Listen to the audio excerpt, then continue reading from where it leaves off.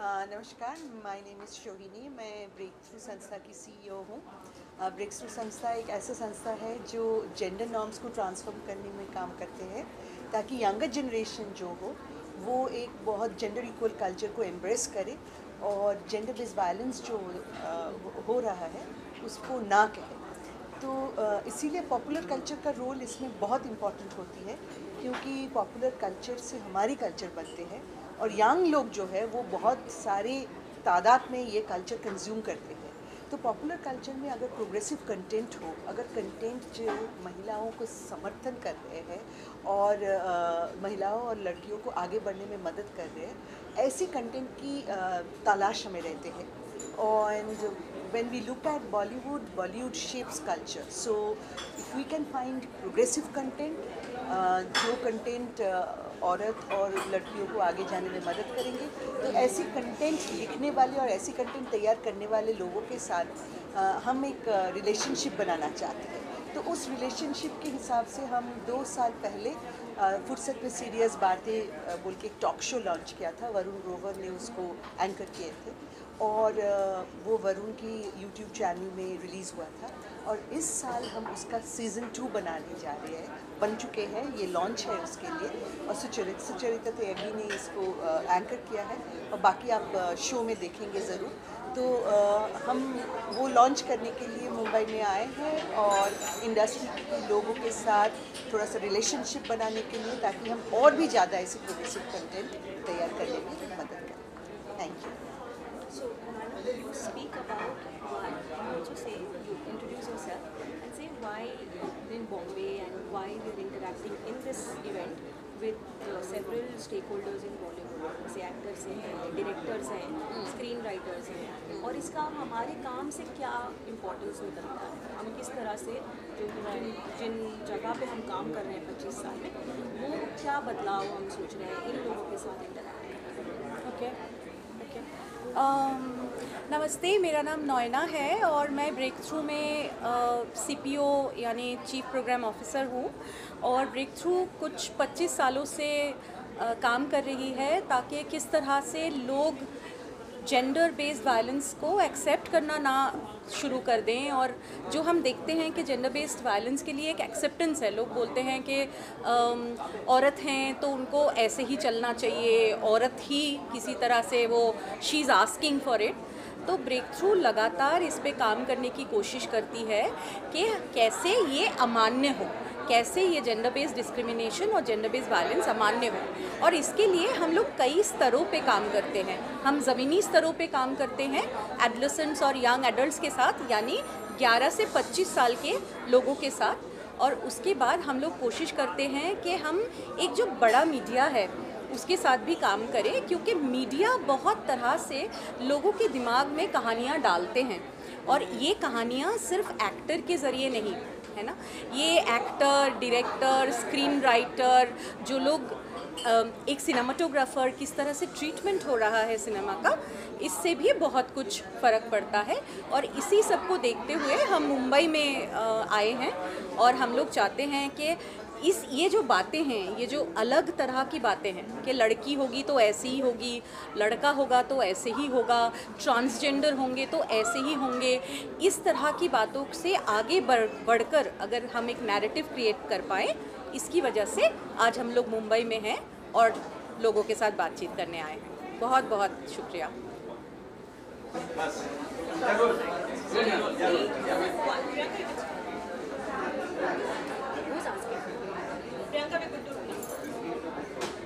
Okay, सो फुर्सत में serious बातें जो हमारा शो है वो हम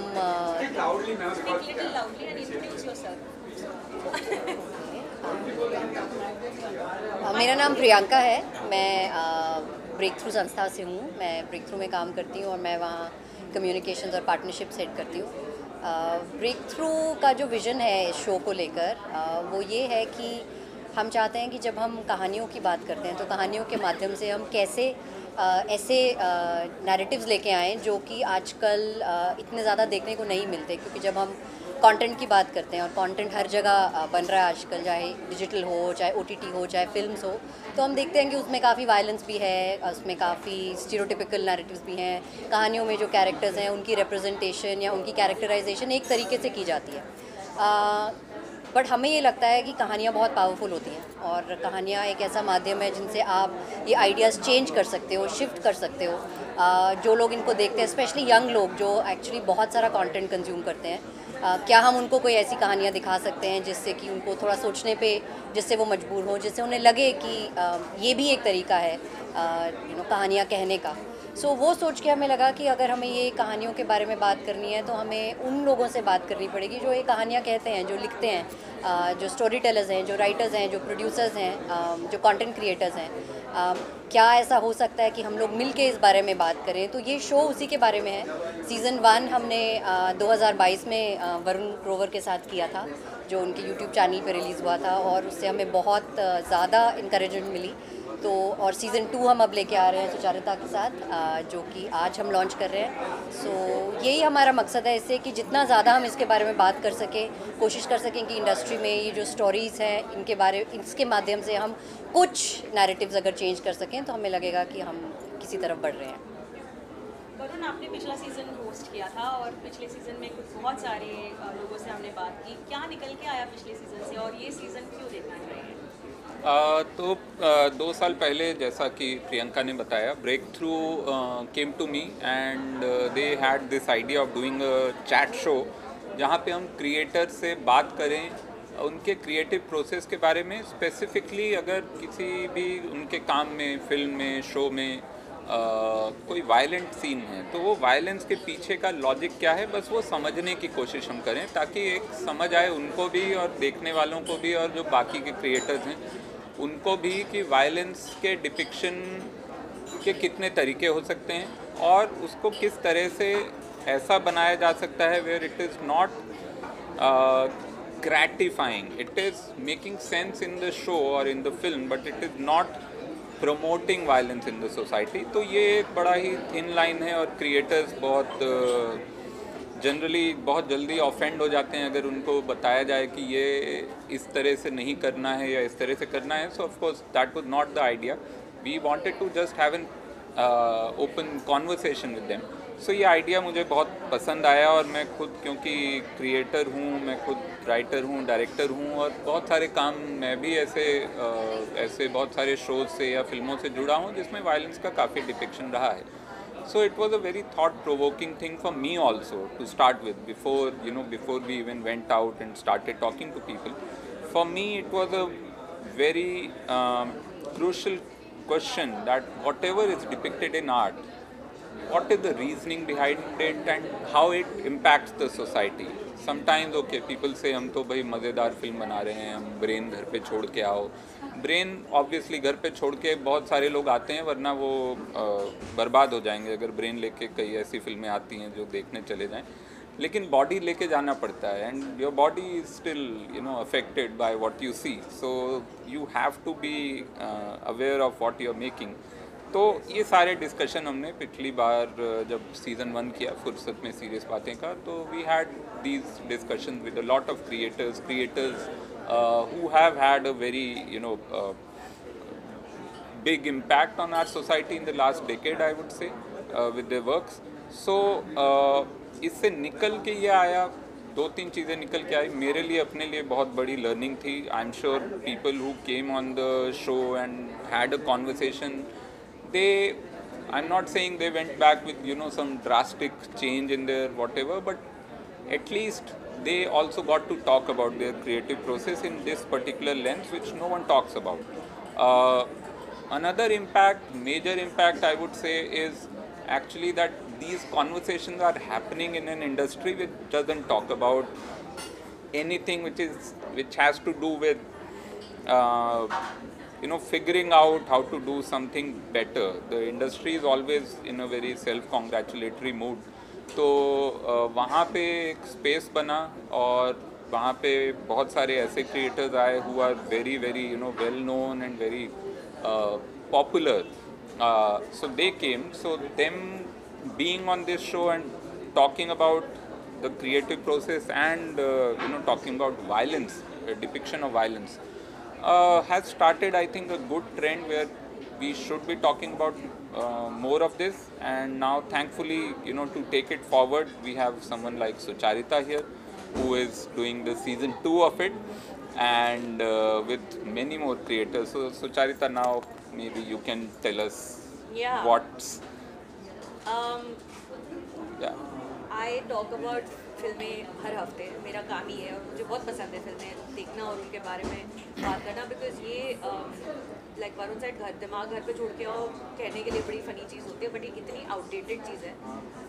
दिमाग घर पे आप कैसे छोड़ के आ सकते हो? आप कहीं भी जा रहे हो, दिमाग आपके शरीर के साथ जाएगा और हर चीज़ से दिमाग पे इम्पैक्ट पड़ता है। चाहे आप एक एडवर्टाइजमेंट देख रहे हैं, 1 सेकंड की इंस्टाग्राम की रील देख रहे हैं, और या 2.5-3 घंटे की पूरी फिल्म देख रहे हैं। जो ये फिल्म बनाते हैं, जो उनमें एक्टिंग करते हैं, जो फिल्में लिखते हैं, उनकी बहुत बड़ी रिस्पॉन्सिबिलिटी होती है, बिकॉज सबसे देश में प्रोमिनेंट, दुनिया में prominent form of mass media is always cinema. It's one of the reasons I got into film criticism is because I really like watching films and talking about films and getting contextually analyzing films. I sometimes get very analytically annoying about it also, but whatever. So when Breakthrough came to me with this offer, पहले तो वरुण ग्रोवर ने जो पहला season किया था, was a big fan, very good 4 episodes they did, very interesting people and interesting conversations as well. और इस बार जब इस साल की शुरुआत में, आई थिंक मार्च-अप्रैल के आसपास, जब Breakthrough मेरे पास है, उन्होंने कहा कि आप दूसरा सीजन करना चाहते हैं और तुम करोगे क्या? नीकी और पूछ करो, आओ करते हैं। Then we got together, we discuss कौन से गेस्ट्स लेकर आएँ, किस तरीके से लोगों को इनवाइट किया जाए इस शो पर। और we have a very very good line up, बड़े अच्छे लोग हैं, बड़ी अच्छी बातें की हैं। और ये बातें मतलब ऐसा नहीं है कि हम सिर्फ समाज सुधारो झंडा लेके निकले हैं कि हम सब बदल देंगे। फिल्मों के बारे में बातें, उनके काम के बारे में बातें, बिकॉज कोई फिल्में बना रहा है तो वो मोस्टली अपनी फिल्म के बारे में सोच रहे हैं, अपनी कहानी के बारे में सोच रहे हैं, और उस सोच में उनकी सोच क्या है, ये कोशिश की है निकालने की इंटरव्यूज़ के थ्रू। 6 इंटरव्यूज़ हैं, आपको दिखेंगे, कल से शुरू हो जाएंगे मेरे चैनल पर, तो subscribe please and share it with everybody. Sucharita, फुर्सत में सीरियस बातें जो बोलते हैं, जब फुर्सत में सीरियस बातें, क्या सीरियस बातें एक्सपेक्ट करने को मिलेगी और आप क्या मैसेज दोगे कि क्यों देखना चाहिए ये सीज़न? मैं ना थोड़ी तासीर से सीरियस इंसान हूँ, लगती नहीं हूँ मैं शक्ल से, पर बातें करते करते अंदर से सीरियस बातें निकल आती हैं। बिकॉज मेरे रिव्यूज़ के नीचे बहुत लोग कमेंट ये करते हैं कि तुम हर चीज़ को एक फेमिनिस्ट एंगल से क्यों देखती हो, हर चीज़ में तुम्हें फेमिनिज्म क्यों गुजारना होता है? क्योंकि वो मेरी लाइफ है, मैं पूरी दुनिया को अपने एंगल से देखती हूँ। मैं हूँ as a woman, I live in this world, and that's just my angle towards life, and that comes in my reviews, and that also comes in my conversations. मैं जब बातें करती हूँ लोगों से, वो I can't help but talk about things that impact me, things that I feel deeply about. और फुर्सत, क्योंकि जिन लोगों से हमने बातें की है, बड़े आराम से लंबी 40-40 मिनट की कॉन्वर्सेशंस हैं, 40 मिनट 1 घंटा, तो बहुत फुर्सत में बातें की हैं। और देखो क्या निकल के आता है, प्लीज़ देखिएगा, बताइए।